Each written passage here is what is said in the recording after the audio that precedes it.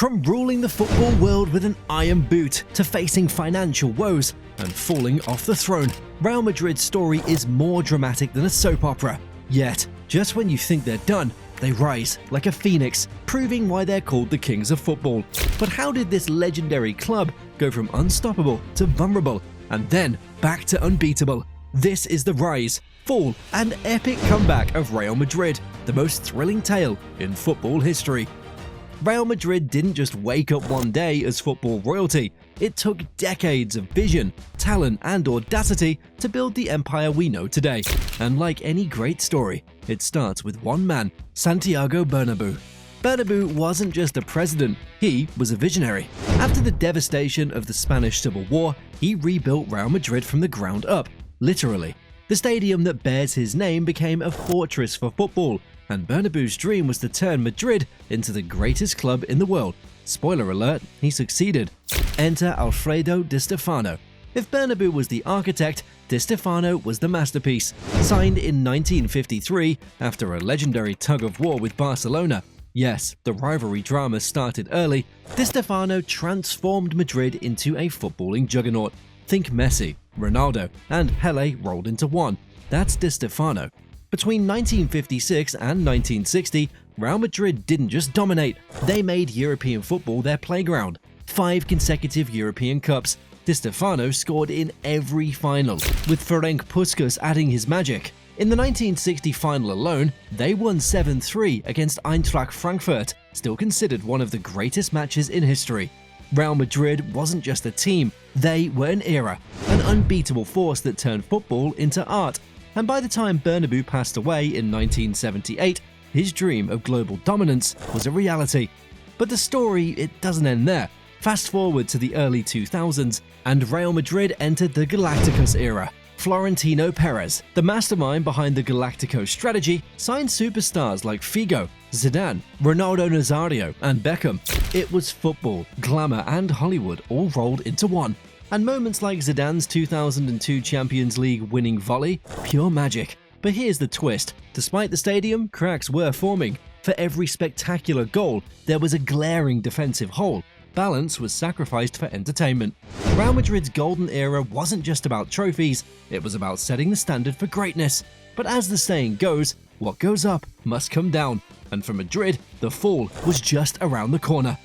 After decades of dominating European football, Real Madrid hit a wall, a really big, unmissable wall. By the mid-2000s, their empire started to crumble, and for a while, it felt like nothing could go right. And if Madrid's struggles weren't enough, along came their arch-nemesis, Barcelona. While Madrid stumbled, Barca thrived. Messi, Iniesta, Xavi, they didn't just beat Real Madrid, they embarrassed them. Remember the 5-1 loss in 2010? Madridistas are still recovering from that trauma. Meanwhile, Madrid went through managers like they were auditioning for a reality show. Fabio Capello, too defensive. Bernd Schuster, couldn't keep up. Manuel Pellegrini, let's just say he didn't get the sequel. And then there was the Champions League curse. Between 2005 and 2011, Madrid couldn't make it past the round of 16. 6 straight seasons of heartbreak. For a club that calls itself the Kings of Europe, that's like going on a losing streak in your favorite video game. It's humiliating. Real Madrid's solution? Spend, spend, spend. Big name signings like Kaká and Robinho were supposed to save the day. But for every Galactico success story, there was a player who became, well, less galactic. Combine that with ballooning debts, and it felt like Madrid was throwing cash at problems they didn't understand. And then there was El Classico, if you can call it that. Madrid didn't just lose, they were annihilated. Messi turned defenders into statues, and Pep Guardiola looked like a chess grandmaster playing against amateurs. But one thing didn't change. The fans. Madridistas stayed loyal, filling the Bernabéu week after week, chanting Hala Madrid, even when the team gave them little to holler about. During those dark years, legends like Iker Casillas and Sergio Ramos, they held the team together. Casillas' saves, incredible. Ramos' passion, unmatched. But even superheroes, they can only do so much when the entire ship is sinking.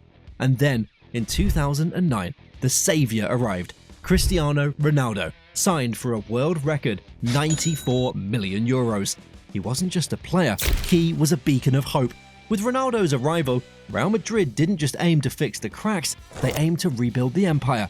Ronaldo's first season didn't bring immediate glory, but he did bring belief.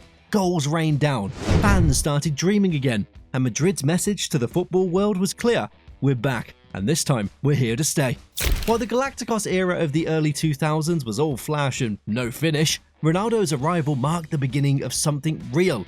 Madrid had fallen, but they were about to rise in a way that no one, not even Barcelona, could stop. When Cristiano Ronaldo joined Real Madrid in 2009, it wasn't just a transfer, it was a statement. 94 million euros, a world record at the time. Why? Because Madrid wasn't aiming for second place, they were rebuilding an empire. And Ronaldo didn't disappoint. He hit the ground running, well, sprinting, and by the end of his first season, he had 33 goals. But this was just the beginning. Over the next 9 seasons, he wouldn't just rewrite the club's history, he'd rewrite football. 450 goals in 438 games. That's not just impressive, it's downright ridiculous. Left foot, right foot, headers. He scored from angles that made physics teachers cry. And then there was that bicycle kick against Juventus. Even Juventus fans stood up and applauded. That is how good he was. But Ronaldo wasn't alone. Sergio Ramos was the team's warrior, scoring clutch goals and breaking up fights, sometimes the ones he started.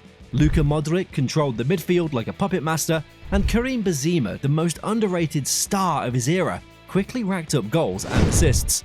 And speaking of moments, how could we forget Sergio Ramos? 93rd minute equaliser in the 2014 Champions League final. That header wasn't just a goal, it was a turning point for Real Madrid's comeback story. By 2016, Real Madrid made another masterstroke. Zinedine Zidane, the Galactico turned tactical genius. As manager, Zidane turned Madrid into a footballing machine. Under his leadership, they didn't just win, they created history. 3 consecutive Champions League titles.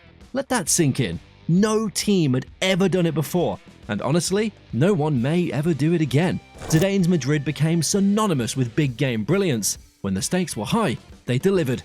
Ronaldo's leadership on the pitch, combined with Zidane's tactical genius, it made Madrid unstoppable. Teams didn't just fear them, they dreaded the thought of facing them in Europe. Real Madrid wasn't just a club, it was a dynasty reborn. And let's not forget the supporting cast's magical moments. Gareth Bale's outrageous bicycle kick against Liverpool in the 2018 final, it's still talked about as one of the greatest goals in Champions League history. By the time Real Madrid lifted their 13th Champions League trophy in 2018, they weren't just champions, they were legends. This was dominance at its peak, the kind of success that other clubs could only dream of. But as the saying goes, all good things must come to an end. After 9 seasons, Ronaldo shocked the world by leaving for Juventus. For Madridistas, it was a heartbreak unlike any other. And if losing Ronaldo wasn't enough, Zidane also decided to step down as manager. In one summer, Madrid lost their superstar and their mastermind. With the dynasty dismantled, many wondered, could Real Madrid survive without their icons? Or was this the end of their reign at the top? In 2018, the unthinkable happened. Cristiano Ronaldo, the man who had scored 450 goals for Real Madrid, packed his bags for Juventus. And if that wasn't shocking enough, Zinedine Zidane, the mastermind behind their Champions League three-peat, also called it quits. In one summer, Madrid lost their top scorer and their tactical genius. Talk about a rough start.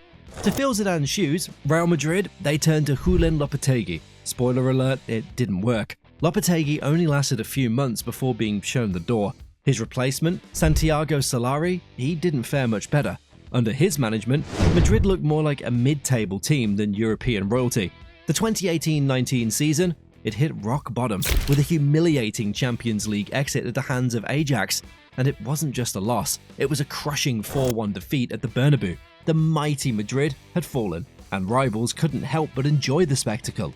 But just when things looked bleak, Real Madrid did what they always do. They turned to a legend. Zidane returned in 2009, greeted like a hero by fans desperate for a lifeline. This wasn't just a comeback, it was a rescue mission. With Ronaldo gone, the spotlight shifted to Karim Benzema, and boy, did he deliver. Benzema went from being the quiet workhorse to Madrid's main man. Goals, assists, leadership. He carried the team on his back, proving that Madrid could thrive post-Ronaldo. In 2020, Zidane's steady hand paid off. Real Madrid won La Liga, with Sergio Ramos leading the defense like a general and Benzema spearheading the attack. It wasn't their flashiest season, but it was a vital step in restoring Madrid's identity as winners. At the same time, a new generation was emerging. Vinicius Jr., with his explosive pace and fearless dribbling, and Rodrigo, a clinical finisher. They became Madrid's rising stars.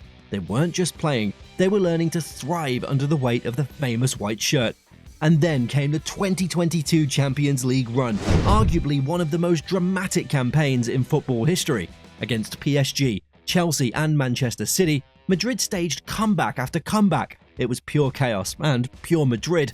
In the final, Liverpool threw everything at them, but Thibaut Courtois turned into a human wall. His saves were legendary, and Vinicius sealed the win with a cool finish. Madrid lifted their 14th European Cup, proving once again why they're the kings of Europe. Today, Madrid is building for the future. Jude Bellingham, Eduardo Camavinga, and Aurelien Tchouameni are leading the charge, combining youthful energy with raw talent. And let's not forget the ever-relatable veterans like Luka Modric and Toni Kroos, who continue to guide the new generation. Meanwhile, the Santiago Bernabeu has undergone a jaw-dropping transformation. It's no longer just a stadium, it's a futuristic fortress that represents the club's ambition to stay ahead of the game. Real Madrid has faced challenges before, and they've always come out stronger. Whether it's young stars stepping up, iconic moments in Europe, or the roar of the Bernabeu crowd, one thing is certain: Real Madrid doesn't just survive, they thrive. And the future? It's looking as bright as ever. Real Madrid's story is one of triumph, resilience, and reinvention. From dominating in the 1950s to their struggles in the 2000s and rising once again to claim the throne. They've proven time and time again why they're football's ultimate royalty. They've given us moments that make our jaws drop, comebacks that leave us speechless, and a legacy that no club can match. But the question remains, can they keep their crown in an ever-evolving football world?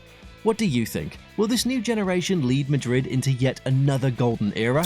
Share your thoughts in the comments below. We'd love to hear your take on the Kings of Football.